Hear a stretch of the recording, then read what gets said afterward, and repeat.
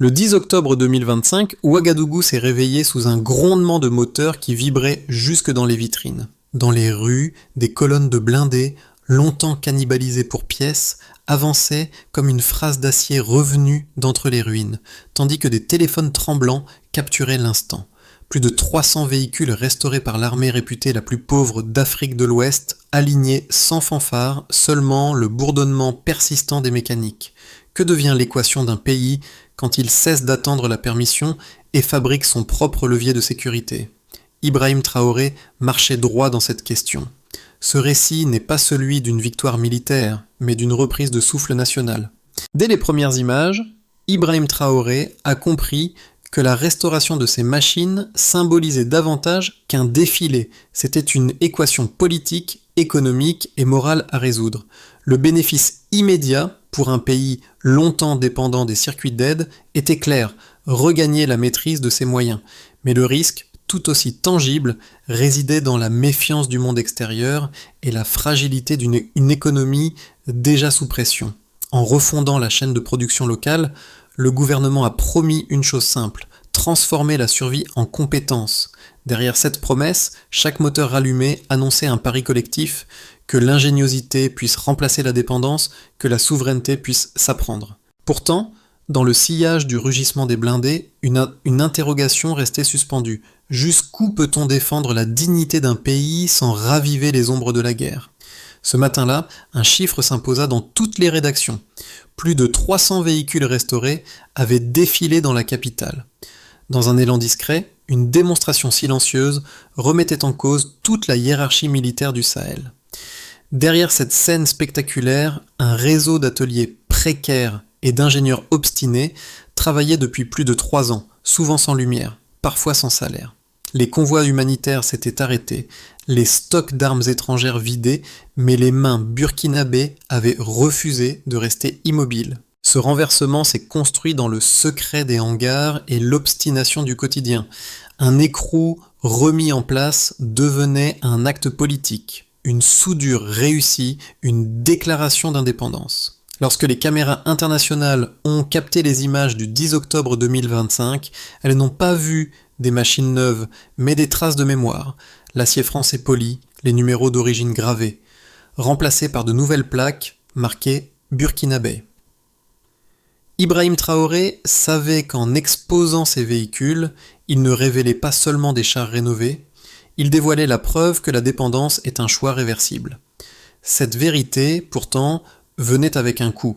Chaque moteur réveillé annonçait une tension diplomatique, car pendant que les foules acclamaient, Paris, Washington et Abuja réclamaient des explications. Les analystes parlaient d'assistance russe ou chinoise, mais aucune image satellite ne le confirmait. L'absence de preuves devenait en soi une énigme stratégique. Ce que l'étranger voyait comme une provocation, le Burkina l'appelait simplement réparation. Et dans cette divergence de regard naissait la fracture. Pour les uns, un défi à l'ordre établi, pour les autres, la preuve qu'un pays meurtri pouvait se reconstruire sans tuteur. Ibrahim Traoré, au cœur du palais présidentiel, observait ce paradoxe s'étendre sur les écrans, conscient qu'il venait d'ouvrir un chapitre où chaque décision pèserait comme une leçon d'histoire. Dans les coulisses du pouvoir, Ibrahim Traoré n'a pas cherché à créer une armée d'apparat. Son intention était plus intime, prouver qu'un État pauvre pouvait redevenir fonctionnel par sa propre mécanique. À ses côtés, un petit cercle de techniciens, d'anciens officiers et d'économistes partageait la même conviction. L'un d'eux, Déhara, ancien mécanicien des forces françaises, fut le premier à graver un nouveau numéro de série sur un blindé reconstruit.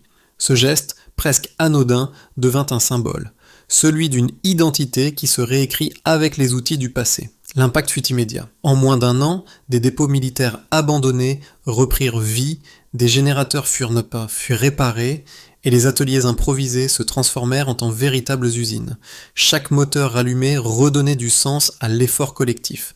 Dans les quartiers populaires, on parlait déjà du jour de la dignité. La radio nationale rediffusait les sons des machines comme une musique nouvelle, une symphonie d'endurance. Mais cette renaissance ne se limitait pas à la technique. Elle redéfinissait la place du citoyen dans le récit national. Les ingénieurs n'étaient plus des exécutants, ils devenaient des gardiens. de la souveraineté. Dans les écoles, les enfants apprenaient à reconnaître les modèles restaurés, comme s'ils découvraient des héros d'acier. Ibrahim Traoré, lui, observait cette fierté renaissante avec une lucidité tranquille. Il savait que chaque étincelle d'enthousiasme pouvait aussi devenir une flamme de défiance. L'indépendance ne s'achète pas, elle se reconstruit pièce par pièce. Tout a réellement commencé au début de l'année 2025, quand le Burkina Faso, le Mali et le Niger annoncèrent leur retrait de la communauté économique des États de l'Afrique de l'Ouest. Cet acte, perçu d'abord comme une formalité régionale, fut en réalité un déclencheur. Ibrahim Traoré y vit la permission implicite de recommencer à zéro, de bâtir une défense sans tutelle. Dès février, il ordonna la réouverture d'anciens dépôts militaires et la création d'un fonds national de relance, financé par l'or et la douane. Ce geste marqua un point de bascule. D'un côté, un État affaibli, de l'autre, une volonté méthodique de reconstruction. Dans les mois suivants, le mouvement prit l'allure d'une mobilisation souterraine. Des centaines de mécaniciens furent rappelés, souvent sans contrat officiel, pour reconstituer une flotte de véhicules laissés à l'abandon.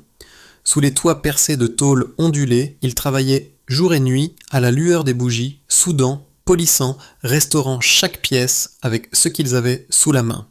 Les générateurs tombaient en panne, les outils manquaient, mais la conviction ne faiblissait pas. À mesure que les épaves redevenaient machines, le moral des équipes montait.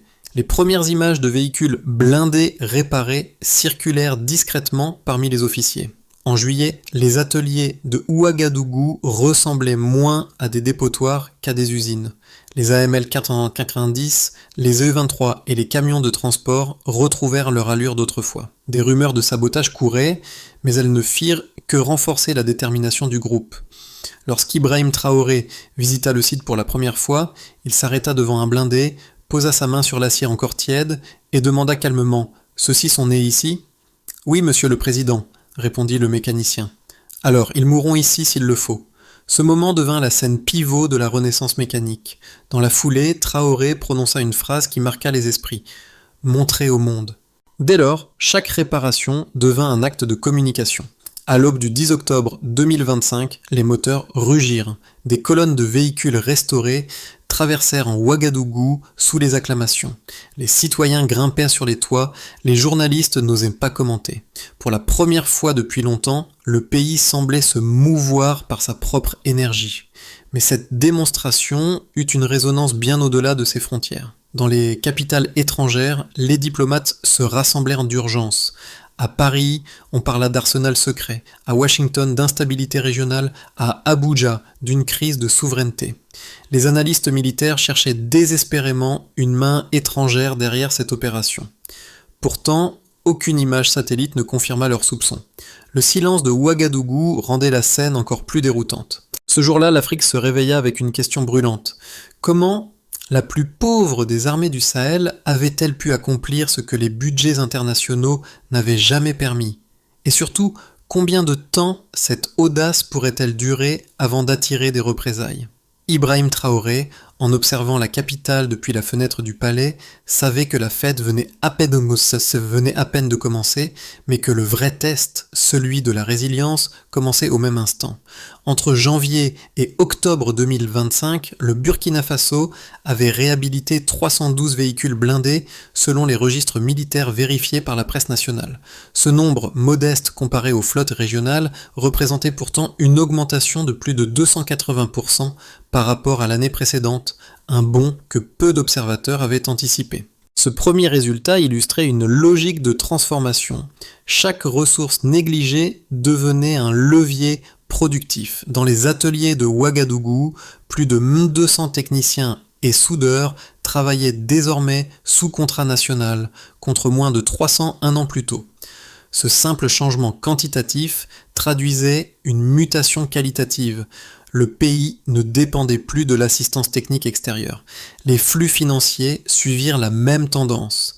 Les revenus du fonds de relance de la défense nationale, alimentés par les taxes minières et douanières, passèrent de 18 milliards à près de 45 milliards de francs CFA en 9 mois. Chaque franc investi ne servait pas à acheter, mais à réparer. Dans les bilans officiels, le ratio coût de reconstruction, coût d'importation, tombait à 0,6, preuve que la souveraineté pouvait être rentable. Ces données fournirent à Ibrahim Traoré une arme diplomatique inédite, la preuve que l'indépendance pouvait se mesurer en chiffres.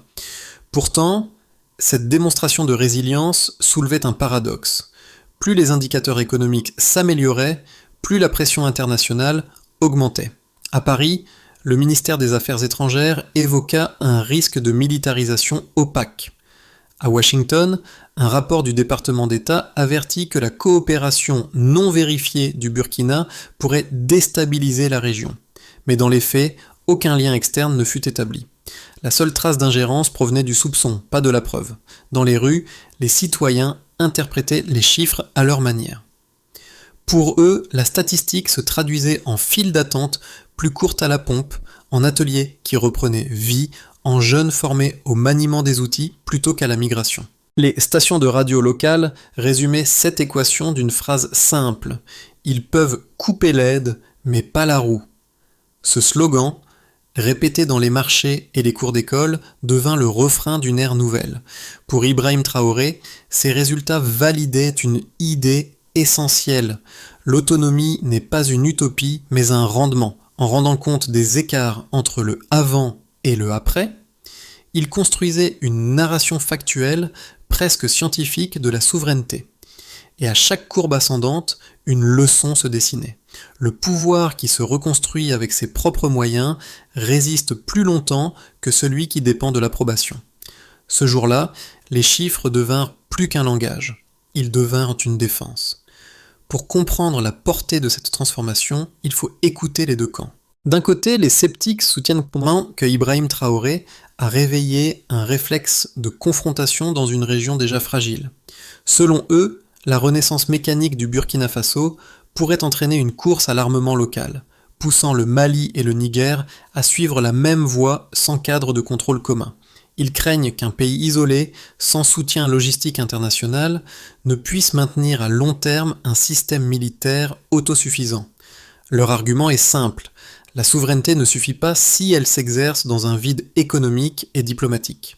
Mais un autre regard, porté par des intellectuels africains et des observateurs régionaux, voit dans l'expérience burkinabé une rupture salutaire. Il rappelle qu'aucune dépendance ne s'est jamais transformée en stabilité durable. Pour eux, la démarche de Traoré s'inscrit dans une continuité historique, celle des nations qui ont refusé d'attendre que la modernité leur soit livrée. Ils soulignent aussi que la coopération n'a jamais été interdite, seulement redéfinie. Le Burkina Faso ne rejette pas le dialogue, il le réoriente sur une base d'égalité.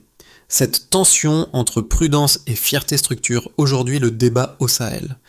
D'un côté, le risque de l'isolement, de l'autre, la chance d'un précédent africain. Les partisans du président notent que, pour la première fois depuis des décennies, la réaction internationale n'a pas été dictée par une crise humanitaire, mais par une décision africaine. Cette inversion du rapport de force symbolique pèse lourd dans la balance. Elle redonne à la région le pouvoir d'imposer son propre calendrier. Entre ces deux lectures, Ibrahim Traoré avance sur un fil étroit. Ses choix divisent, mais ils obligent le monde à formuler une réponse. Que vaut la souveraineté quand elle ne dépend plus du crédit des autres? Et si le véritable risque n'était pas d'échouer, mais de prouver qu'un autre modèle fonctionne? Ils nous ont laissés faibles, nous nous sommes fait forts. Cette phrase, prononcée dans un atelier anonyme de Ouagadougou, résumait le basculement. Dans un élan spontané, la fierté populaire prit la place de la peur. Au-delà des discours, la transformation devint palpable. Les radios parlaient d'indépendance comme d'une matière concrète, forgée à la chaleur des étincelles. Pourtant, cette révélation en cachait une autre. Dans le silence des chancelleries, les grandes puissances prenaient conscience d'un vide. Plus aucun œil étranger ne contrôlait vraiment le terrain burkinabé. L'équilibre post-colonial vacillait, et cette vacillation suffisait à inquiéter. Ibrahim Traoré, fidèle à sa méthode, ne répondit pas aux spéculations. Il préféra le geste à la parole, montrer les preuves d'origine des véhicules, rendre public ce que beaucoup pensaient caché. Ainsi, le Burkina Faso n'exhibait pas ses armes pour intimider.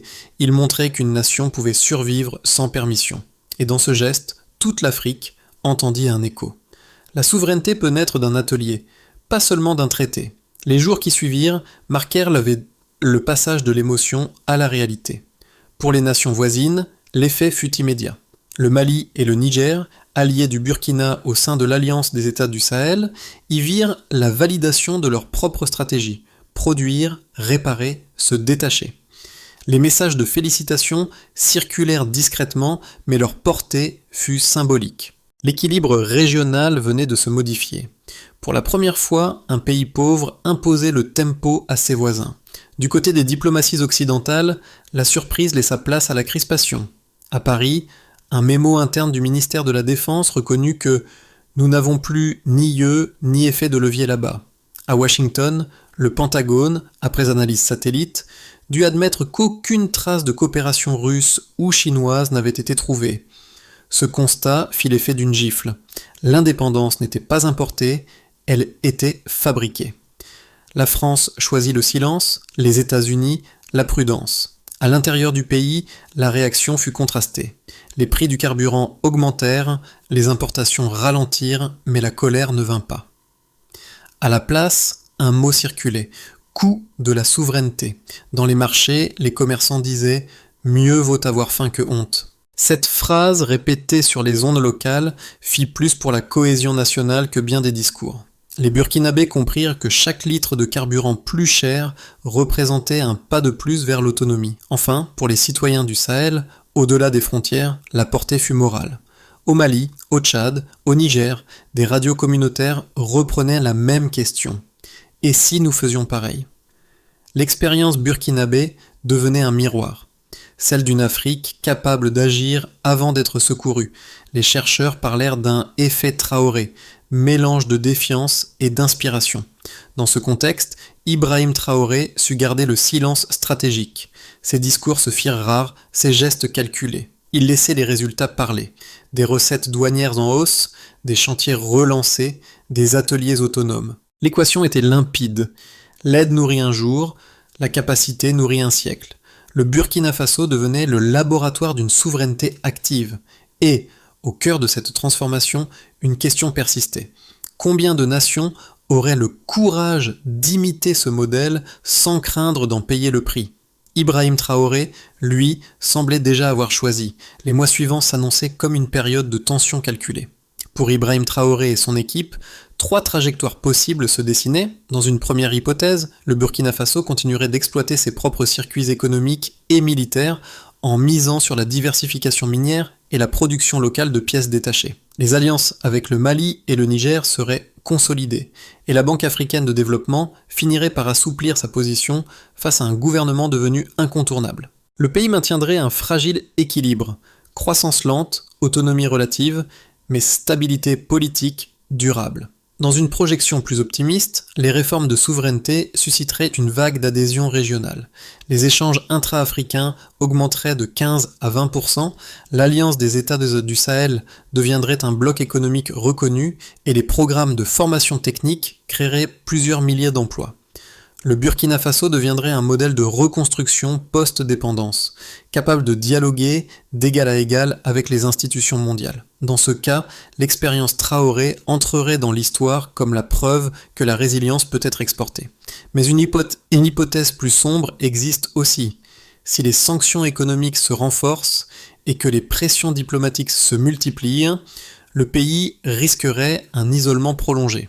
Le manque d'investissement étranger pourrait freiner la modernisation des infrastructures et la hausse des prix internes accentuerait les fractures sociales.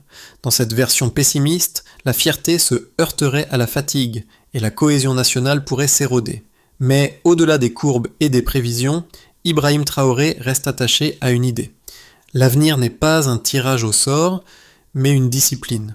Pour lui, la question n'est pas de savoir si le pays résistera, mais comment il transformera l'épreuve en moteur. Si la souveraineté est un pari, alors la lucidité en est la mise. Pour ceux qui observaient l'histoire depuis l'extérieur, le geste du Burkina Faso réveillait quelque chose de plus profond qu'un simple débat géopolitique.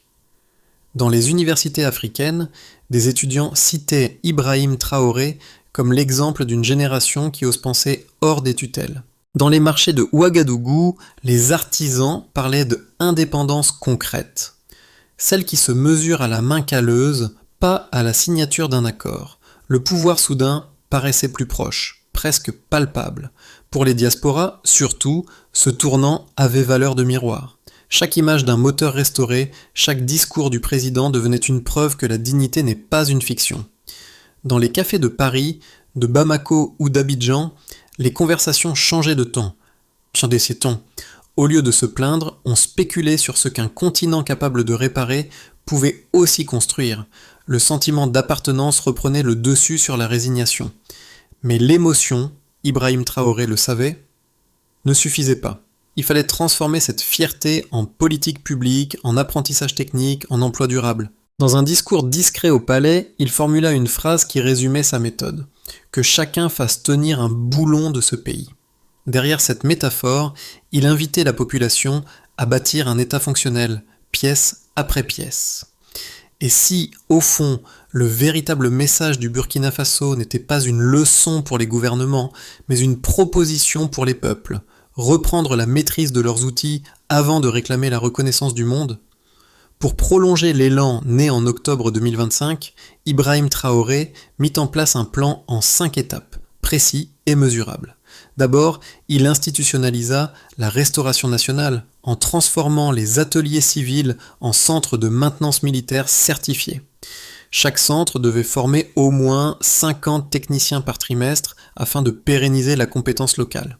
Ensuite, il créa un fonds d'investissement souverain alimenté par les excédents miniers destiné à financer la production de pièces et la recherche mécanique. Ce fonds, contrôlé par la Cour des comptes, garantissait une transparence rare dans la région. Puis il réorganisa les chaînes logistiques en Afrique de l'Ouest. Le Burkina Faso chercha à établir des corridors terrestres avec le Mali et le Niger pour contourner les ports dépendants des anciennes puissances coloniales. Par ailleurs, un programme d'enseignement professionnel fut lancé dès le secondaire pour former une génération capable de fabriquer au lieu d'importer. Les premiers résultats furent encourageants, plus de 3000 apprentis intégrés en 6 mois.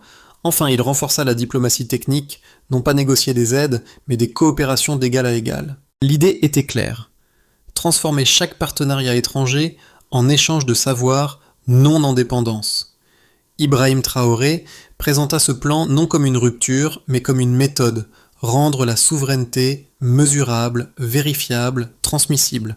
Dans ces mots, la grandeur ne résidait pas dans le geste symbolique, mais dans la continuité du travail. Et lorsqu'il conclut, la dignité, ce n'est pas le cri, c'est l'organisation. Beaucoup comprirent que l'Afrique venait peut-être de redécouvrir sa propre grammaire du pouvoir. Le soir du 12 octobre, la pluie tomba de nouveau sur Ouagadougou. Dans la lumière vacillante des lampadaires, les affiches de la journée de la dignité se décollaient lentement des murs. Ibrahim Traoré, debout près de son bureau, relisait les rapports venus du Nord avant d'éteindre la lampe. En bas, un mécanicien fermait son atelier et essuyait ses mains couvertes de graisse, le même geste que Déhara, des mois plus tôt. Le cercle était bouclé. À cet instant, le bruit des moteurs semblait s'être transformé en murmure collectif. Le pays tout entier retenait son souffle, conscient d'avoir franchi une frontière invisible, celle qui sépare la fierté de la peur, l'autonomie du risque. Traoré savait que l'histoire ne récompense pas toujours les audacieux, mais qu'elle se souvient toujours d'eux.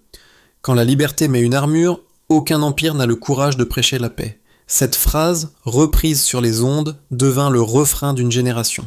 Ce récit n'appelle ni triomphe ni polémique, seulement réflexion. Ce que le Burkina Faso a accompli sous la direction d'Ibrahim Traoré dépasse le cadre militaire. C'est une démonstration de capacité, une invitation à redéfinir la dépendance. À travers chaque moteur restauré, chaque atelier rallumé, se lit une même équation. La dignité ne s'achète pas, elle se construit. Pour ceux qui observent depuis d'autres horizons, cette histoire pose une question essentielle. Qu'est-ce qu'un pays prêt à perdre pour se retrouver a? Dans un monde qui mesure encore les nations à la taille de leurs dettes, le geste burkinabé rappelle qu'un peuple peut choisir sa propre unité de valeur, la compétence. Alors, partagez cette histoire non comme un manifeste, mais comme une idée, celle qu'un continent, en réparant ses outils, répare aussi sa mémoire. Car parfois, il suffit d'un moteur rallumé pour qu'une nation se souvienne qu'elle respire encore.